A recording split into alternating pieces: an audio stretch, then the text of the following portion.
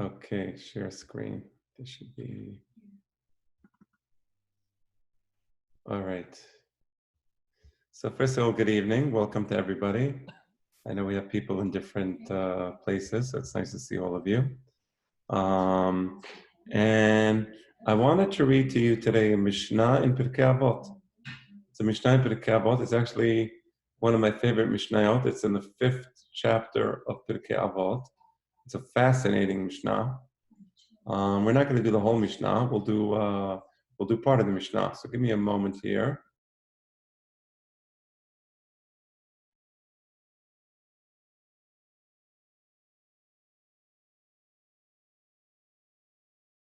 So let me give you some background to the Mishnah.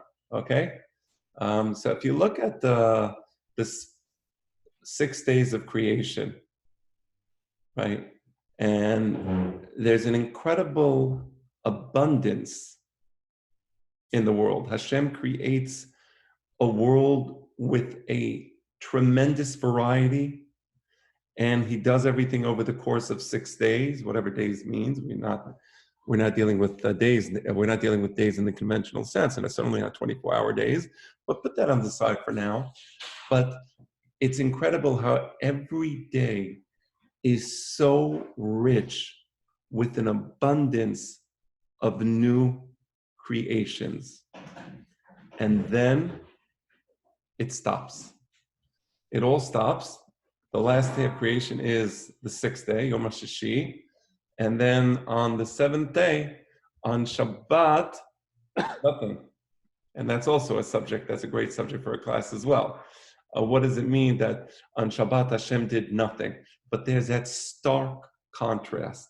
The stark contrast is between the first 6 days where there is an amazing variety of new creations, and suddenly it all stops. But here's the point. The Chachamim tell us that while Hashem finished the creation on the 6th day, and then on the 7th day nothing happened, there was an intermediate period, what's called in Hebrew Ben Hashemashot. Ben Hashemashot means twilight, the time period between sunset, and there's a machloket what Ben Hashemashot is, let's say about 15, 20 minutes after sunset, and then you have the stars, you have Set HaKochadim.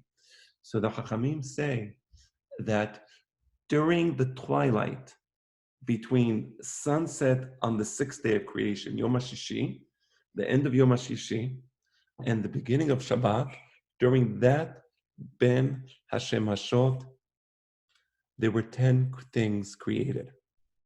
And I want to read to you the Mishnah, and I'm actually sharing the screen so you can all see it. Everybody see the screen? Okay?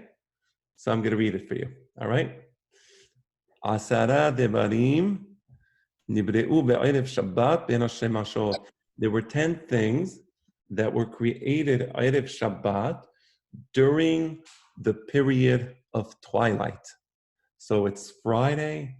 Hashem finished creating Adam. Adam HaRishon is created, and the sun sets, and then during that time period, let's again 20 minutes around, Hashem creates the following 10 things. Ve'eluhen. Pi ha'ares. Pi ha'ares is the earth that swallows up Korach, right? So during the rebellion of Korach, the earth swallows him up. Ufiha be'er. Fiha be'er is the well of water, or perhaps it would be more proper to say the stream or the river of water that was following the Jewish people during the 40 years in the desert. And the Mishnah goes, Ufiha aton, the mouth of the aton, the donkey that Bil'am was riding, and Vayiftach Hashem et piha aton, the donkey starts speaking. All these things were created Ben Hashem Hashot, meaning if you look at the first 6 days of creation, there was nothing in the laws of the world, in the scientific principles put into place during those 6 days that will explain either Piha Ares, Piha Be'er, Piha Aton. You can all agree that a talking donkey cannot be explained based upon the regular laws of science. Okay, and Piha Ares, Piha Be'er, well, there's a lot to say about that. The rainbow. Why is that on the list? Why is the rainbow in the list? But the rainbow that Noah saw, that rainbow made the list. The Haman, the man that followed the Jewish people for 40 years in the desert. The Hamateh, this is the Mateh of Moshe Rabbeinu. Some people say it's the Mateh of Aharon, that it has the flowers. Okay, not the subject for tonight's class. I'm just reading it. The Hashamir. Hashamir is a special tolat, a special caterpillar that was able to cut through the stones. And Shlomo HaMelech used this shamir to build the Bet HaMikdash, because to build the Bet HaMikdash, he wanted to use stones that no metal touched. So the shamir was created, Ben Hashem Ashov. And here is the subject of the class, the Ketab. Ketab means writing, I guess. The Mikhtab. And Mikhtab also means writing. The Luchot. Luchot is the actual tablets on which the 10 Commandments were written. Those 10 things were created at Twilight. And there's additional, the Mishnah continues, but it's not what I want to study tonight. This is this is really a fascinating Mishnah. As I said at the beginning of the class, it's one of my favorite Mishnayot, and from my perspective, it's one of the most fascinating Mishnayot in the entire Shisha Sidre Mishnah. And I love this Mishnah, and one day I'd love to study it with you all. But today I'm going to set a very humble goal. And that humble goal is as follows. I want to understand the meaning of 2 words. I want to understand the meaning of Ketab and Mikhtab. So I'm going to mark it here. You'll see. I think that's it. I want to understand. Whoa, do you still see it? Yeah, it's still there. That's what I want to understand. I want to understand what the Ketab is. I want to understand what the Mikhtab is. That is the humble goal for today's class. I don't think we need to share the screen anymore because it's just those 2 words. Let's begin. So these 2 words, there's many explanations about what these words mean. Usually, the word Ketab is interpreted to mean the actual script, the actual shape of the letters. So you have the shape of the letters, you have the Aleph, you have the Bet, you have the Gimel, right? So you have a Ketab system, alphabets, the actual alphabetic symbols, or in English, you have the A, you have the B, you have the C, the actual letters. And the Mikhtab represents writing. That's a standard explanation. So again, the standard explanation is Ketab is the actual letters, Mikhtab is the writing. Okay, what does that mean? Because what is the shape of the letters if not the written shape of the letters, right? So it seems like a tautology, doesn't it? I mean, you're saying that the Ketab means the letters and the writing, and the Mikhtab means the writing of the letters. And again, this is a standard explanation. I'm not necessarily disagreeing with it. I'm just showing you that there's an intellectual difficulty in understanding this because it does appear like a tautology, insofar as all the Mikhtab is, if you're saying it's a writing, well, it's the Ketab, it's the letters that you're writing. So what does this mean? So I would like to bring your attention to one of the great Chachamim from early Spain. His name was Rabbi Yehuda el-Barziloni. Rabbi Yehuda el-Barziloni, as his name implies, was from Barcelona. I speak about Chachmei Andalus quite a lot, as you know. And as you know, I discuss how the wisdom of the Talmud, the wisdom of the Gemara, went to the Geonim and from the Geonim it went to Andalus, to southern Spain. But and when I refer to Chachmei Andalus, of course I'm referring to the Chachamim from that part of Spain.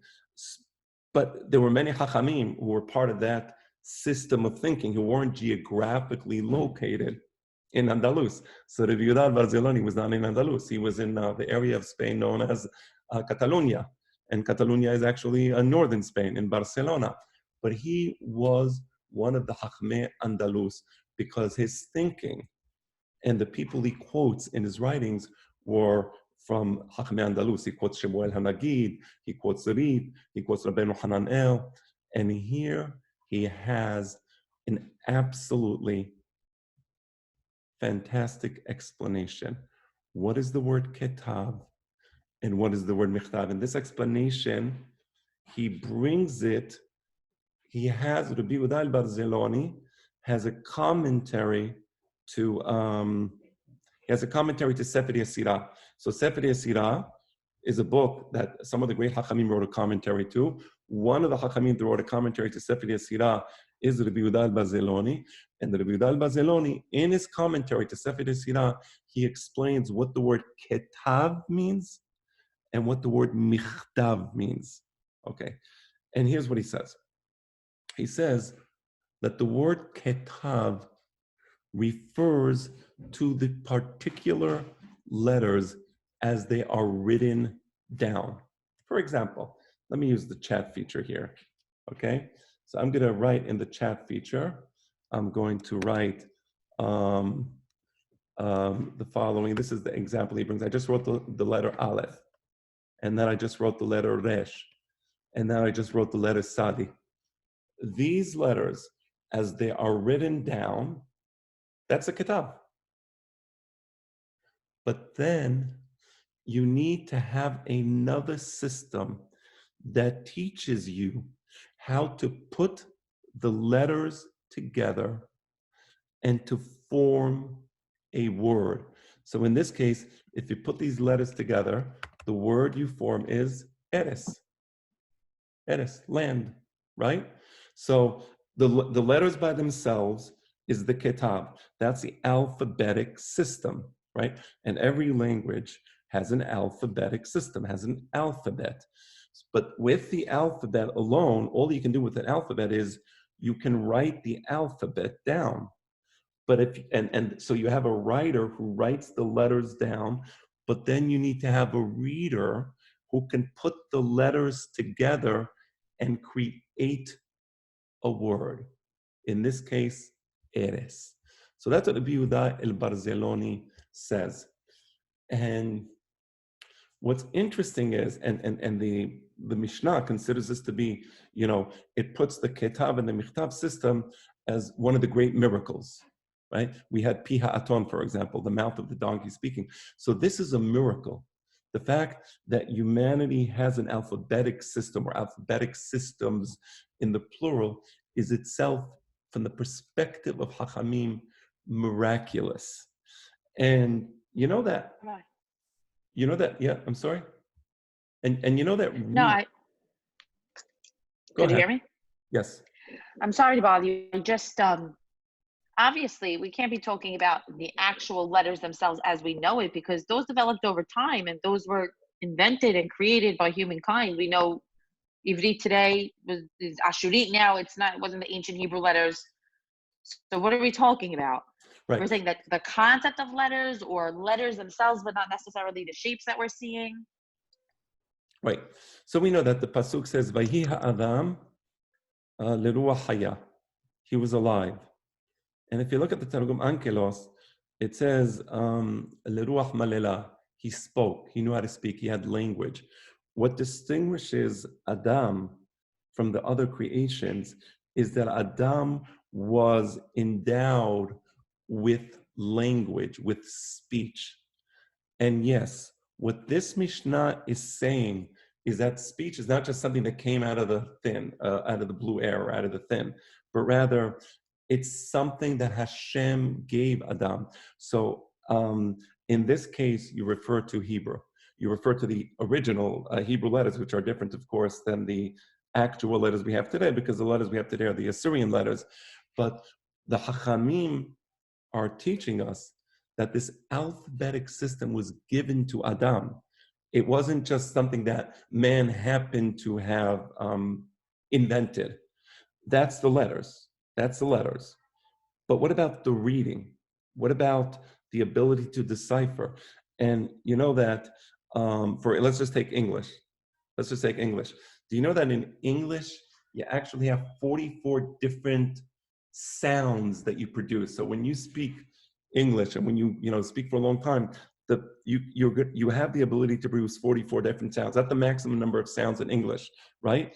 The English language has 26 letters, but there's 44 different sounds. And between these 44 different sounds, you can create an infinite number of ideas and concepts and words and sentences, right? 44 sounds. It all depends how you put them together and you create meaning. From the perspective of the Hachamim, that's a miracle. And I can tell you that I actually studied, I read an article not too long ago in Scientific American, maybe I can find it, I think it was from 2017, and they still do not understand fully how the brain can take text, put it together, and create words. We take it for granted because we do it all the time, and it just seems so it just seems so natural for us. But from the perspective of science, it's really quite complex, and to a certain extent, it's mysterious. In fact, the brain has to, when a person reads, and in order to decode a word, it's actually 3 different parts of the brain that have to be activated in order to read. Like, just give you an example. Let me write something here in English, just to give you an example. Here, I'm writing this in the chat, right? So I just wrote the word 3 letters, C-A-T. The first thing your brain does is it identifies the letters. There's actually a process in the brain where it recognizes and identifies the letter. After it recognizes those letters, right, it begins to connect those letters to particular phonological memories in the brain. So you know that the sound C-A-T creates, the letters C-A-T create the sound cat. After the letters have been put together and the brain recognizes that sound, then there's a third process where we recognize the word and we associate it with a small furry animal that meows and that some people find annoying, other people find cute, whatever. It's a cat. So there's a lot of stuff happening in the brain, and we don't fully understand it scientifically. So from the perspective of Hachamim, yes, that's a miracle. Okay? Now, from their perspective, is this a skill that's learned, or is it something that's innate, or is it a combination of both? Like, what are they trying to say about that? So, first of all, of course, it's something that's learned, but that man has the ability to learn this is itself miraculous. It's an incredible thing in the human brain that the human brain has that particular faculty. There's a pasuk in Tehillim that actually discusses that very faculty. It says, "Mipi olelim beyonekim yisav ta'oz leman sorerecha lehashpit oyev umitnakem." And David HaMelech is looking at wonderment at the little children, and that Hashem put this special strength in the little children, right? Which is so wondrous. And that special strength of the little children have is that a child at a very young age, his brain, the brain of this child becomes professional in the syntax of the language the child is speaking. So much so that an adult who can be very, very, very intelligent and even brilliant can't have the knowledge of syntax that a young child would have in that language, unless the adult was also learned the language at a young age. So, for example, I never spoke German in my life. If I had to speak German now, a German child will be far better at speaking German than I am. Why? I mean, we're adults, we're smart. Why can't we learn what a child can learn? We can't. It's a miracle that happens in the brain of a child. Go figure that out. And that's what the Hachamim was saying. So, Thank you. yes. But here you're speaking more about the actual writing more than the speech, right? Well, okay. Or is it the same thing? So let's. I think he's saying they're like codependent. Right. So you have the Ketab, right? So the Ketab is a visual system. Call it the alphabet, right? Well, let's review what we just studied, okay? And that'll answer your question, Albert, right? So you have the Ketab. The Ketab is a visual system of letters, A, B, C, D, E, F, G. That's the alphabet. That's a visual system of letters. You recognize each letter. Each letter stands for a phonetic sign. It stands for a particular sound. That's the Ketab system. And it can be written, right? Or it can be visual, but to have the visual letters, it's something you're looking at. So yes, it's a writing, okay? But then you have the Mikhtab system. And the Mikhtab system is the ability to synthesize the letters and create phonetic blocks. We call these phonetic blocks words. And then we take the words, we connect them into sentences. Let me give you an example that's really simple, and I use it a lot because it's a great example to understand this. So, so across the street from my house, there's this house that's all white, right? So I say, I'm going to my friend's white house because, he painted his house white. It's all white. Everybody sees it. So I'm going to my friend's white house. Or I can say, I'm going to the White House. Now, your brain automatically understands the White House is the house where the president lives. A White House is just a house that's white. It's a very subtle and almost indiscernible difference in the sentence, and yet the brain immediately knows how to recognize these types of differences, right? So that's the Mikhtab. The Mikhtab is put the letters together, create phonetic blocks, synthesize the words, create meaningful sentences.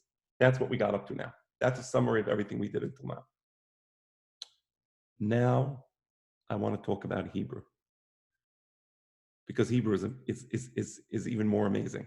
Everything I said now applies to all the languages. I believe, I'm not an expert in languages. French, Indo-European languages, let's say French, Italian, Hebrew, Arabic, English, of course, and so on. Okay. But then there's Hebrew. Here's the amazing thing about Hebrew. Hebrew also has a Ketab system. It also has alphabets. But the alphabets in Hebrew consist only of consonants. There are no vowels in the Hebrew alphabet, right? So it's not like in the English alphabet where you have the letters C-A-T, which I showed you before on the chat, cat. The letter A is a vowel, right? Or if I write the word bee, the honeybee, a bee, the letter E is a vowel, and so on and so forth. I mean, there's infinite number of examples of vowels, letters act. In Hebrew, each one of the letters itself is a consonant. And in order to vocalize the consonant, you, the reader, must supply the vowels, right? So again, I'm going to write to you a word in Hebrew. And I can't see the chat. Could anyone else not see the chat? No one else could see the chat. Nobody can. I think you have to. No, but we usually can. So maybe it's some setting. You have it sort of locked just between you and us. It's not open to the public. Okay, let me see this. Hold on. Let me see. Give me a moment to work on the technical aspects. Thank you for telling me that. Last time I gave a class, and the whole time I thought I was sharing a screen, and I wasn't. So I appreciate the fact that you said that. So we thought it was a test because you were doing letters and we couldn't see the letters. So we were trying to figure out how that works. Okay. All right. Let me see. Does that show up now? No? Yep. Abba. There you go. Look at the word Abba. The letter Aleph, the letter Bet are vocalized. If I didn't have the vowels that I supplied with, you just said Abba. You just We can't write back. I'm sorry. We could only write back to you. Oh. No, there's a drop down arrow. You can click it. Just click to everyone. You can write back. Drop down. It's not working. I'm saying participants can chat with Oh, every. now it's working. Oh, yeah? Okay. All right. Okay, sorry. That's okay. That's okay. Let me say beracha. I didn't say beracha yet. ברוך אתה אדוני אלוהינו מלך העולם שהכל נהיה בדברו. Amen. Amen. Okay, so let me look at the word Aleph Bet Aleph. You all knew how to read that as Abba. In order to read it as Abba, you have to supply the vowels, right? If I write the word dad, this word, well, I just said it, dad, you don't have to supply the vowels. It's right there. The A is the vowel. So one of the amazing things about Hebrew is that Hebrew alphabet, the Ketab, let's look at the Ketab system in Hebrew, only consists of consonants. There's no vowels. So what does that mean? That means that when a person, let's look at the Sefer Torah. Let's say a person that was reading the Sefer Torah, because It's dependent on a reader. what the Sefer Torah is actually a series of unpronounceable consonants. So when the writer writes the Sefer Torah, he's writing the Ketab system, he's writing the letters, that's the Ketab, right? And the Mikhtab system is what the reader supplies for the reader to be able to synthesize these unpronounceable consonants, because a consonant is unpronounceable. If you don't have a vowel, the consonant can't be read. So it's the reader, as you said, it's the reader that supplies the vowels, and then you synthesize the letters, and you create these phonetic slabs called words. So you see how in Hebrew... Ketab is the consonants and Mikhtab is the vowels? No, I didn't say that at all. Ketab are the letters in Hebrew. The letters written down, and there's only consonants. The reader is the one who synthesizes the letters and produces meaning. Yes, one of the things you do in Hebrew is supply vowels, but in addition, you have to put the words together, right? You have to make the words and synthesize them into sentences, right? So it's not just vowels. Hebrew is different than other languages in that in Hebrew, the reader has to supply the vowels in order to make these words. In other languages, the Mikhtab is much easier. The Mikhtab is almost like you already have the vowels, just read it. And again, I described before the scientific process that takes place in the brain and how there's 3 different parts of the brain and different functions. So I'm not saying it's simple, it's miraculous. But in Hebrew, it's even more miraculous. Okay, so now let's take one more look at the Mishnah. So what the Mishnah is saying is that at twilight, Ben Hashem Ashot, God bestowed upon Adam and Adam's descendants 2 separate and distinct faculties. And I want you to understand this. Just because you have a Ketab system doesn't mean you would have the Mikhtab system. Those are 2 separate intellectual faculties.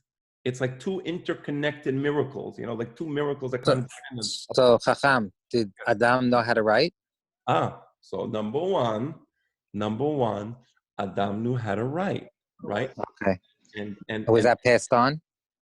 Yes. Okay. And the Ketab system is the faculty. It's not just to know how to write, by the way. It's more than that. It's the faculty, the intellectual faculty to create symbols, to create shapes. We call these shapes letters, right? And when we say each letter will stand for a different phonetic sound, right? It's called like a second order logic or something. When you have a symbol that represents something else, and like your brain has to take 2 steps to recognize a symbol and then think of what it stands for, right? Something like that. Correct, but that's after the system already exists. What's amazing here is, how did the system come into place? And what the Chachamim were saying, it didn't just come into place, right?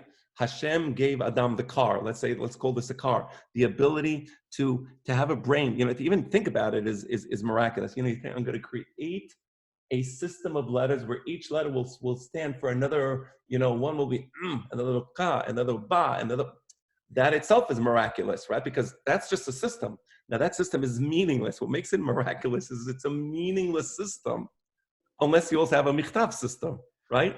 So is it the capacity to make the letters? Yes. Or is it yes. Okay. It's a capacity to make symbols where each symbol represents a different... That have meaning.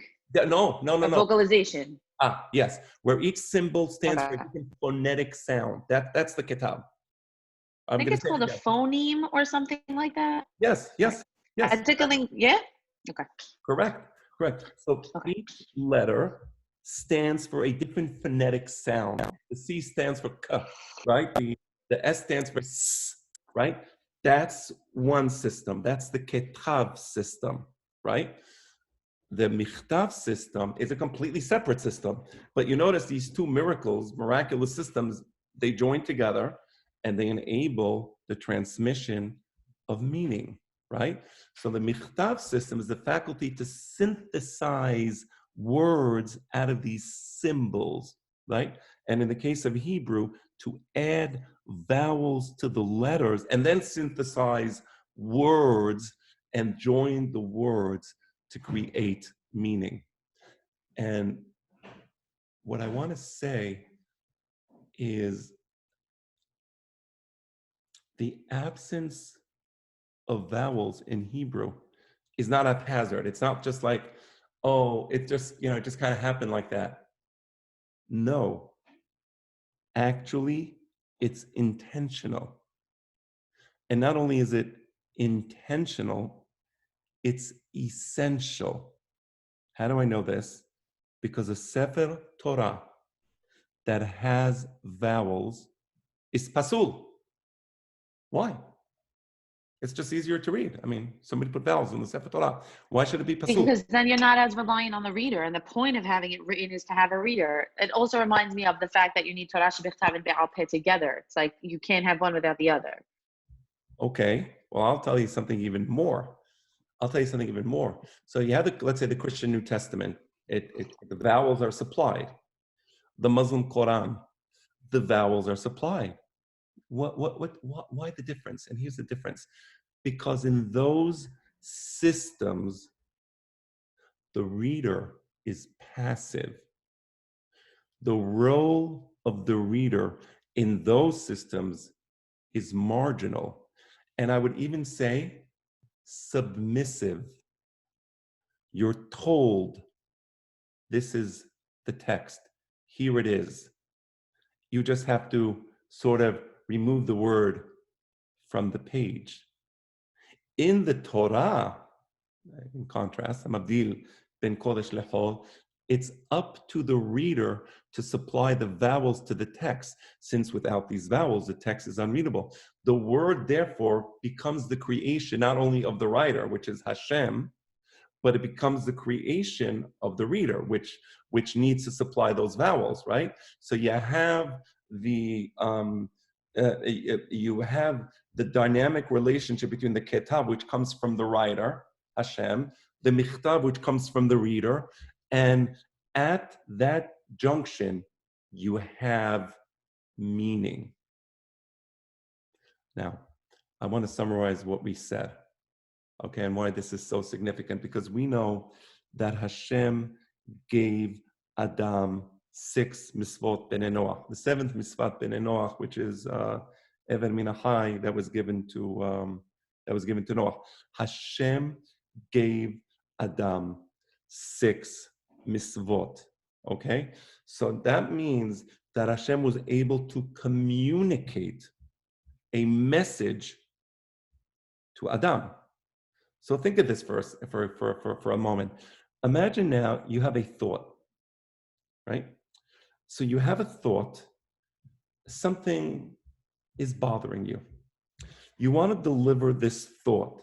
So you're going to deliver it in writing. You're going to write down a message and you're going to give the message to somebody. On the other side, there's a reader. And the reader is interested in reading the message that you have just delivered.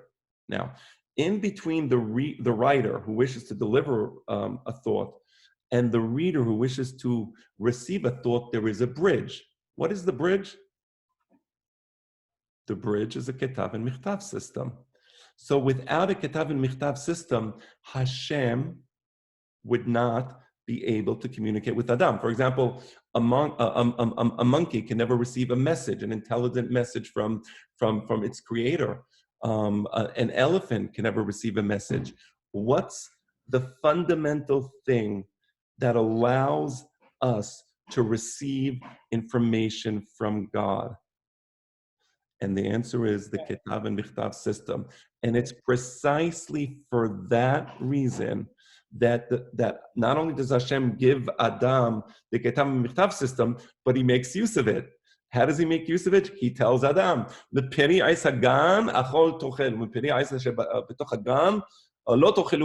right? He gives him a message. In order to give him a message, Adam has to have the Mikhtab system to decipher the message that God gave him. So with the Ketab and Mikhtab system, which are miraculous, with that comes the ability to communicate. And with the ability Hold on. Sorry. Yeah.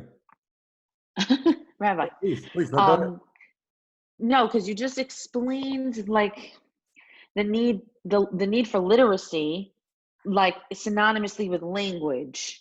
But I think there's a difference there, meaning you have Nebi'im who were able to receive transmission from God without Ketab or Mikhtab. It's language. That wasn't any ability to read or any letters. If they're in a meditation and they receive a nebu'ah, right. how is that Mikhtab? So when Hashem speaks, right? When Hashem speaks, how does Hashem communicate messages to the Nevi'im? So it's not like... משלים וחידות. Say that again? משלים וחידות. Right. Exactly. So mishalim. Pictures, images, Okay. Now, or sounds. It's necessary for the Navi to transform the message he read. I'm sorry, it's necessary for the Navi to transform the allegory he received or the hidot that he received. The input.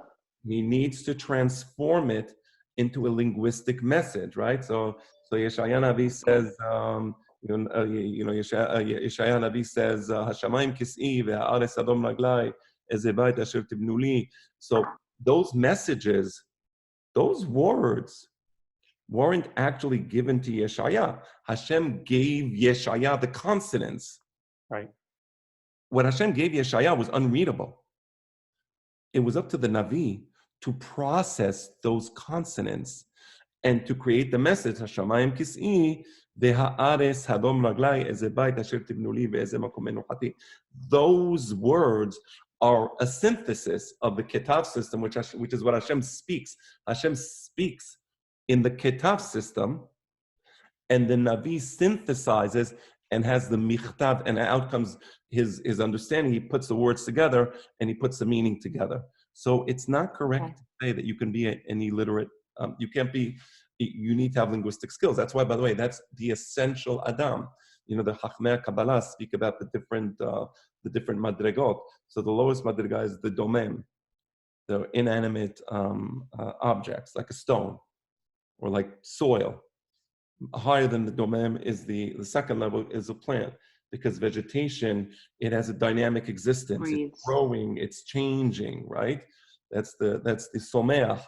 Then above the someach is the behemah, because the behemah now can go out and can explore the world around it as behemoth do. So it's a higher level of existence. What differentiates man from the rest of the animals is not just intelligence. You know, I've seen scientific shows where they have something stuck in a bottle and there's like a nut there, and the chimpanzee figures out how to take the nut before the human being.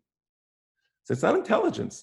Bees can create these beehives. What is it? It's a hexagon, and they make a perfect hexagon. No, I don't know if there's human beings can make such a perfect hexagon. Maybe with machines we can, as the bee does.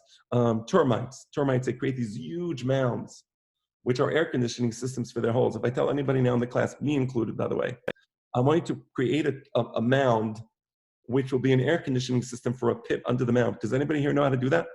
So it's not intelligence. There is intelligence in the world.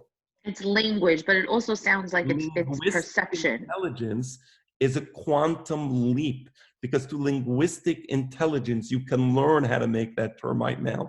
Through linguistic intelligence, I can teach you how to make that perfect hexagon. And I can teach you things you would never have thought about, right? They can't learn those things. A termite can never learn how to make a perfect hexagon, right? And that chimpanzee that can take the ball out of the thing will never make a termite mound, right? So linguistic intelligence is what enables us to increase our wisdom and to communicate with God. We can receive God's wisdom and we can express our feelings towards God. Is that clear now? Yes? It is clear. I still think that there's the perception process, like of perceiving something that's coming in and interpreting it out, that I just have to accept is included in the Mikhtab. Because I'm just thinking very literally of the word Mikhtab as like physically writing, but you're expanding it. So that's just, I need a minute. But yes, I got you. Okay. Let's talk, and I think what I'm about to say may further address your question. You know that in Ma'amad al-Sinai, we're coming closer to Shavuot. So, in Ma'amad al-Sinai, the Pasuk says that Hashem was speaking with the Jewish people, and let me actually get the Pasuk. I didn't share anything, so let me share a screen now. Give me a moment. I will open up the Pasuk that I want to bring to your attention. Okay. Tanakh. I'm going to share the screen with you. And share screen. Okay, give me a moment now just to find the Pasuk.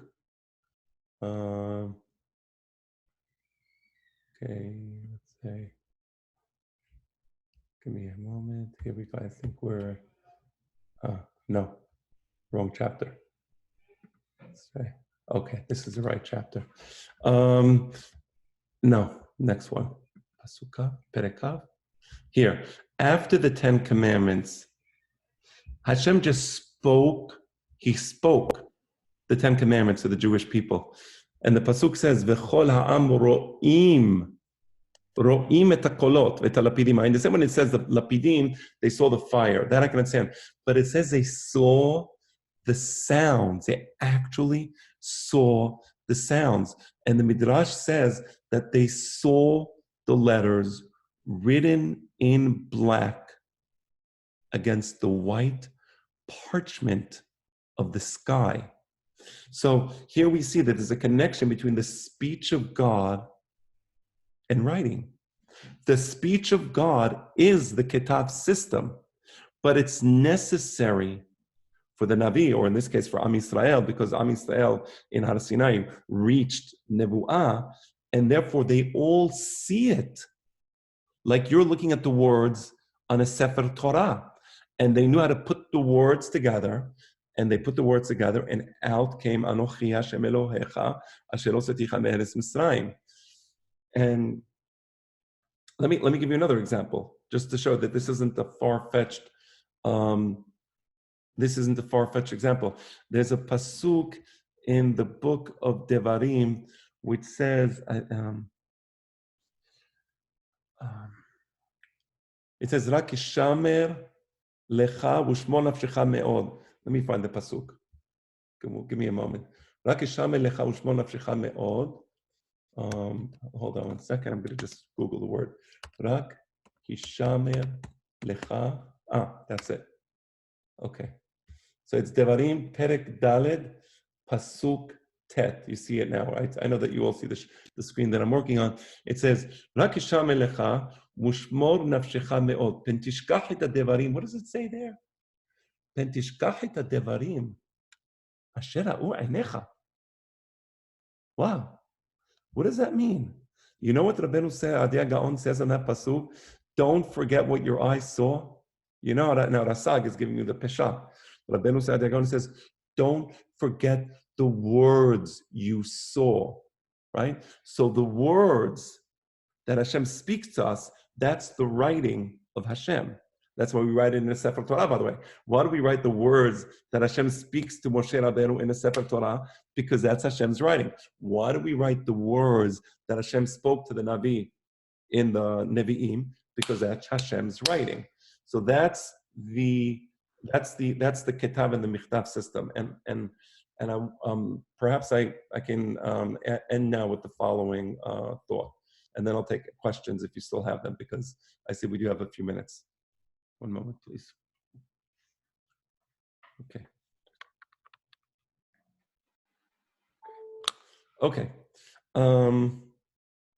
Right. So Adam is called Hamdaber, right? That's what he's referred to as Hamdaber.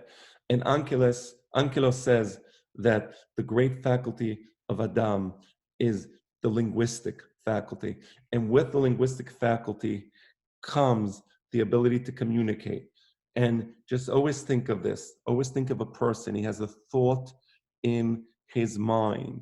He transforms that thought into a phonetic slab called a word, or into a series of phonetic slabs called a sentence. When he's speaking those words, there's somebody on the other side who has an ear, who can hear, and who can synthesize those words and get the message. At the junction between the speaker and the listener, or the writer and the reader, we have meaning. And that's the significance of the Torah.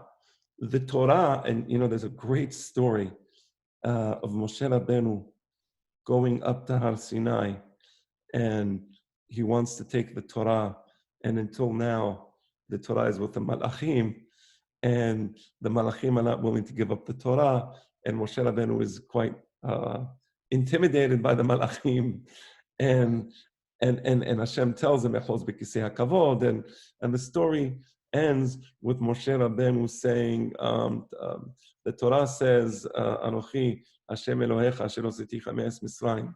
Did you leave Egypt? And Malachim say, well, no, we didn't leave Egypt. The Torah says, Kabed et avicha v'et imecha.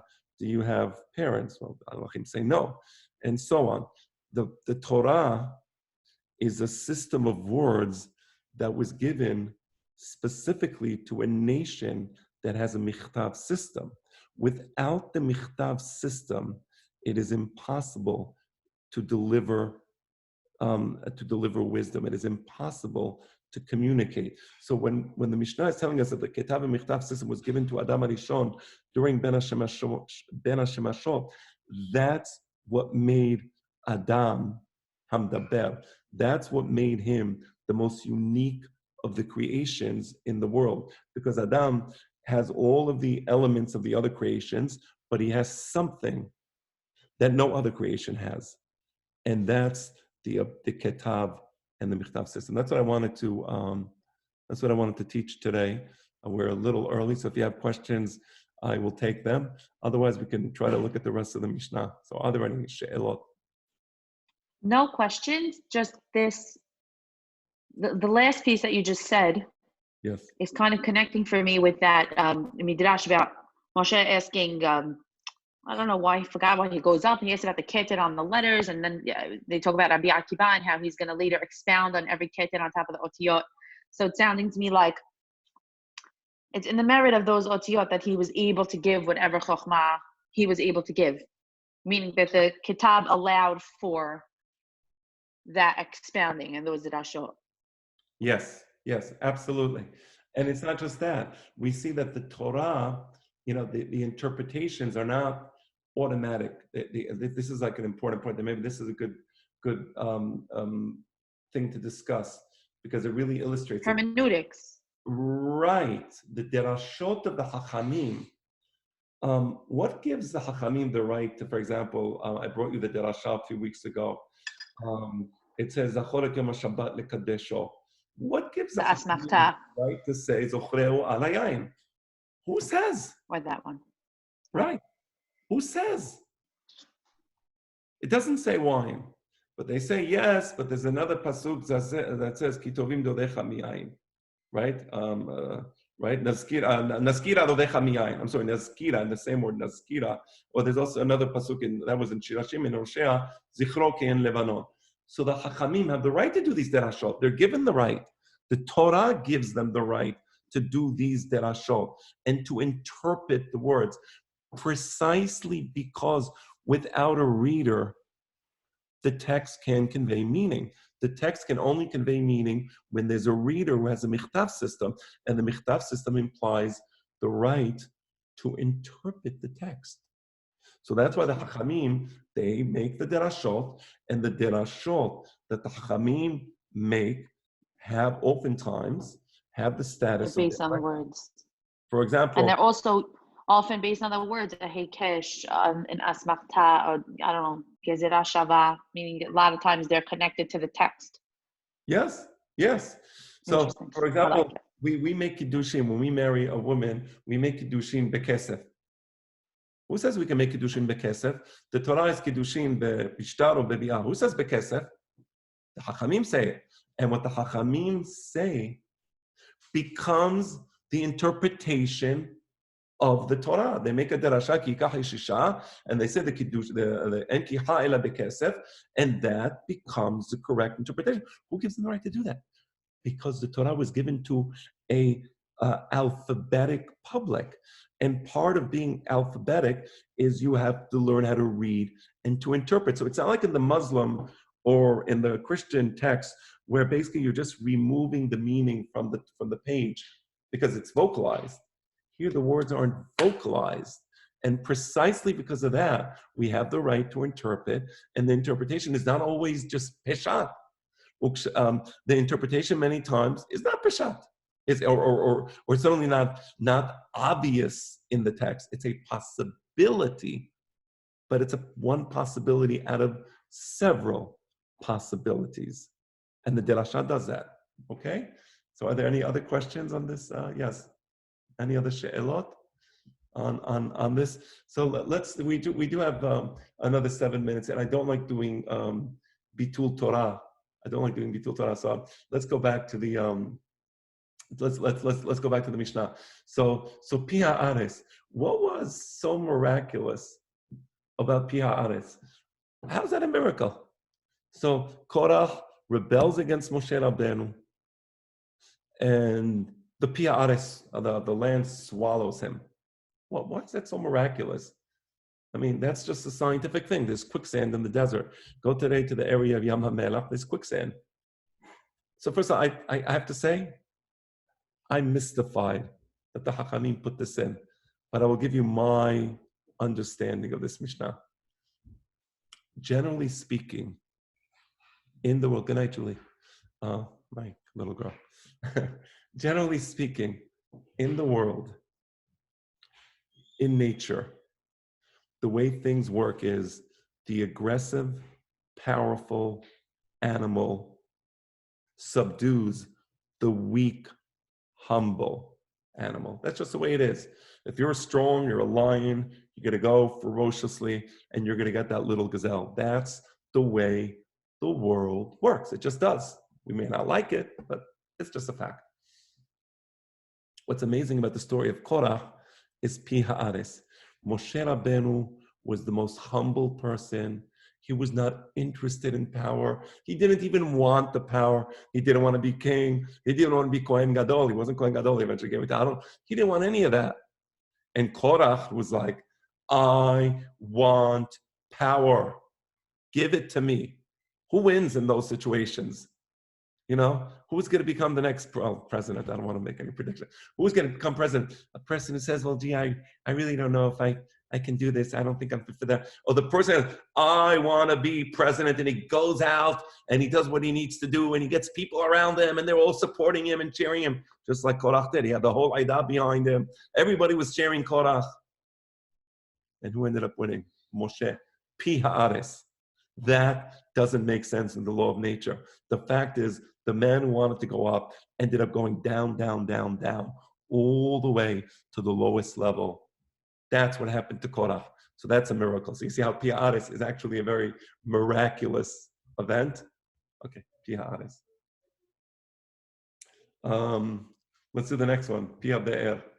Pi ha'be'er is the river of water that was following the Jewish people in the desert.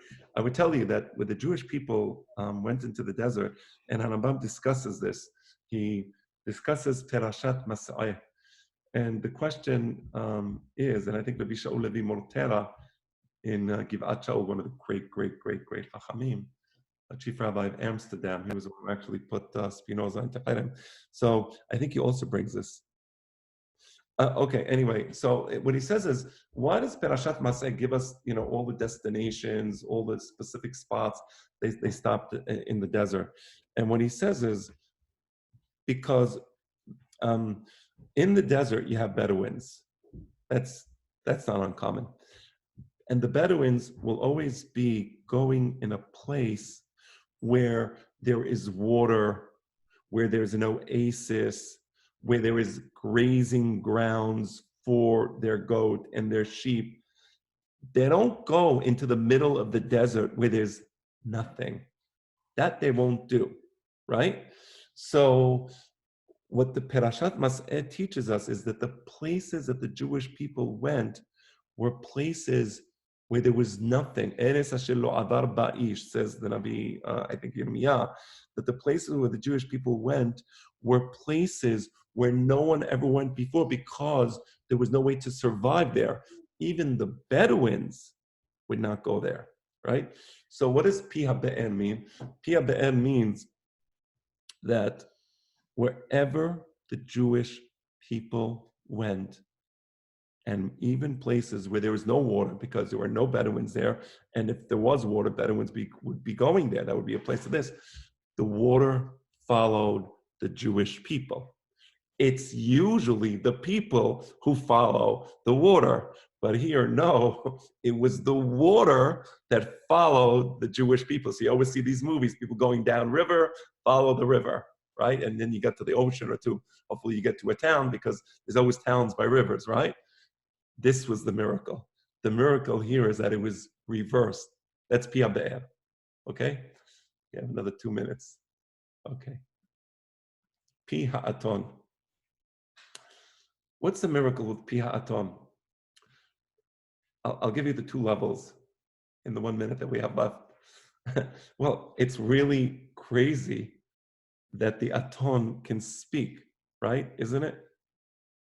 I mean, that's like, wow. Or perhaps it's crazier that a goy like Bil'am can hear the voice of God speaking to him in a dream. Which do you think is crazier? Pi ha'aton, a talking donkey, or an Oved Avodah Zarah like Bil'am hearing the voice of God in the dream speaking to him? You see the relationship? Well, the point of Pi ha'aton is that while we have a Ketab and Mikhtab system, and that was given to Adam, Hashem can make the Aton speak, and he can make Mikhtab speak words, and he can make Bil'am hear his voice when necessary. So Hashem is not somehow limited by the world he created. Okay, that's the miracle of Pi ha'aton, and I think we're Wow, nice. Okay. Beautiful. All right, so we have to think of a new topic for next week. I know we've been doing Pirqe Abot. I think I might switch to the book of Shemuel. I haven't decided yet, but stay tuned and hopefully. Oh, you want the book of Shemuel? One rule for the book of Shemuel, Nevi'im, is so hard for me, and I would love an opportunity to learn it. Okay, so Belina, I'll try to think about. Baruch, Rabbi. So I'm glad you all were here. Always a pleasure. Baruch, Rabbi. I see we have Maor you're from Eretz Yisrael, right? Yes. Wow. Go to sleep. It's late, man. No, Yeah, wow. I live in New Jersey right now. Oh, you're in New Jersey. Okay, got it. Okay, better. Okay, have a lovely Thank you, holiday. Rabbi. Thank you, Rabbi. About study Torah. It's a great opportunity to study Torah. Nothing more beautiful for the neshama and for our happiness than studying Torah. So do it. Go for it. You mean in general, or you mean over the Hag? What made you? Over the Hag and then in general. Of course.